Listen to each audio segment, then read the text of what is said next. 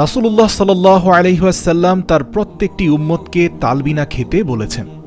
সুনানে ইবনে মাজার 3445 নম্বর হাদিসে তিনি বলেন, তোমরা যেমন পানি দ্বারা মুখমণ্ডলের ময়লা পরিষ্কার করে ফেলো, ঠিক একইভাবে অন্তরের অবসাদ এবং বিষণ্ণতাকে ধুয়ে মুছে পরিষ্কার করার জন্য তালবিনা খাও। বর্তমান বিজ্ঞান গবেষণা করে দেখেছে তালবিনা খেলে মানুষের ডিপ্রেশন অর্থাৎ দুশ্চিন্তা, হতাশা, অবসাদ, বিষণ্ণতা দূর হয়ে যায়। আজকের ভিডিওতে আমরা তালবিনা বানানোর প্রক্রিয়া জানব। প্রিয় দর্শক, তালবিনা হার্টের রোগী এবং টাইপ 2 ডায়াবেটিস রোগীদের জন্য খুবই উপকারী। এটি রক্তের হিমোগ্লোবিনের মাত্রা ঠিক রাখে। উচ্চ ফাইবার সমৃদ্ধ হওয়ায় মানুষের পিত্তথলির পাথর রোধেও ভূমিকা রাখে তালবিনা।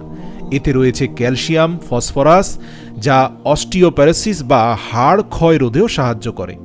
তালবিনা খেলে পেটের জ্বালাপোড়া দূর হয়। বিশেষ করে মাহে রমজানে ইফতার এবং সেহরিতে তালবিনা খুবই পুষ্টিকর একটি খাবার। এছাড়া বছরের যে কোনো সময়ে তালবিনা খেলে হজম শক্তি বৃদ্ধি পায়, কোষ্ঠকাঠিন্য দূর হয়, প্রোস্টেট নালীর প্রদাহ হ্রাস করে, কিডনি রোগীদের জন্য উপকারী। অসুস্থ দুর্বল রোগীদের জন্য শক্তিদায়ক একটি খাবার হচ্ছে তালবিনা। এছাড়াও যে কোনো বয়সের মানুষই খেতে পারে তালবিনা। বিশেষ করে শিশুদের জন্য প্রয়োজনীয় আঁশ, আমিষ এবং খনিজ পদার্থের যোগান দেয় তালবিনা। রাসূল সাল্লাল্লাহু আলাইহি সাল্লাম আরও বলেছেন, তোমাদের কাছে ভালো না লাগলেও তোমরা অবশ্যই তালবিনা গ্রহণ করবে। এবং সে সময় মুসলিম পরিবারের কেউ অসুস্থ হয়ে পড়লে পাতিলের মধ্যে সবসময় তালবিনা রান্না হতে থাকত, যতক্ষণ পর্যন্ত না রোগী সুস্থ হয়ে যেত অথবা মারা যেত। সুনান ইবনে মাজা হাদিস নম্বর 3446। প্রিয় দর্শক, মাহে রমজানে ইফতারের টেবিলে এই খাবারটি আমাদের সারাদিনের পুষ্টি ঘাটতি কমাতে সাহায্য করে। খালি পেটে এই খাবারটি খেলেও দ্বিগুণ উপকার পাওয়া যায়। তাই এটি মাহে রমজানে যেমন গুরুত্বপূর্ণ, এছাড়াও একজন মুসলিমের জন্য 12 মাসই এই খাবারটি একটি শ্রেষ্ঠ খাবার। এটি বানাতে যা যা লাগবে, 1 নম্বর হচ্ছে 100 গ্রাম বার্লি, 1 লিটার দুধ, এলাচ গুঁড়া অথবা 2 থেকে 3টা এলাচকে পাটায় পিষে নিতে হবে। এছাড়া কাজু বাদামকে পিষিয়ে 2 টেবিল চামচের মতো লাগবে, পেস্তা বাদামও 1 থেকে 2 টেবিল চামচ পেশানোটা, এবং খেজুর লাগবে 10 থেকে 15টি। বার্লিকে ভালো করে ধুয়ে 4 ঘন্টা ভিজিয়ে রাখুন।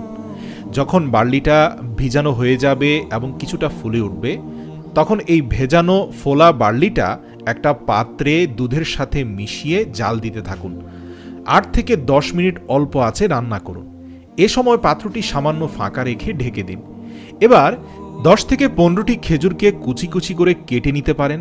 আপনি চাইলে ব্লেন্ডারে ব্লেন্ড করে নিতে পারেন, অথবা কুচি করে কাটা খেজুর এর সাথে মিশিয়ে আরও 25 থেকে 30 মিনিট রান্না করুন। এ সময় পাত্রটি সামান্য ফাঁকা রেখে দিন। এবার দুধে এলাচির গুঁড়া আধা চা চামচ মিশিয়ে 8 থেকে 10 মিনিট রান্না করুন। সর্বশেষ কাজু ও পেস্তা বাদামের কুচি উপরে মিশিয়ে দিন। 2 মিনিট ভালো করে মিশিয়ে নিয়ে এরপর পরিবেশন করুন। আপনারা চুলা থেকে উঠিয়ে নেওয়ার পরেও চাইলে কিছুটা কাজু বাদাম এবং পেস্তা বাদামের গুঁড়া উপরে ছিটিয়ে দিতে পারেন এবং পাশাপাশি কিছুটা মধু যুক্ত করতে পারেন। মিষ্টির পরিমাণ কম হলে বাড়তি খেজুর যোগ করে নেবেন। আশা করি খুব সহজেই আপনারা এই সুন্নতি খাবারটি বাসায় নিজেরাই তৈরি করে ফেলতে পারবেন।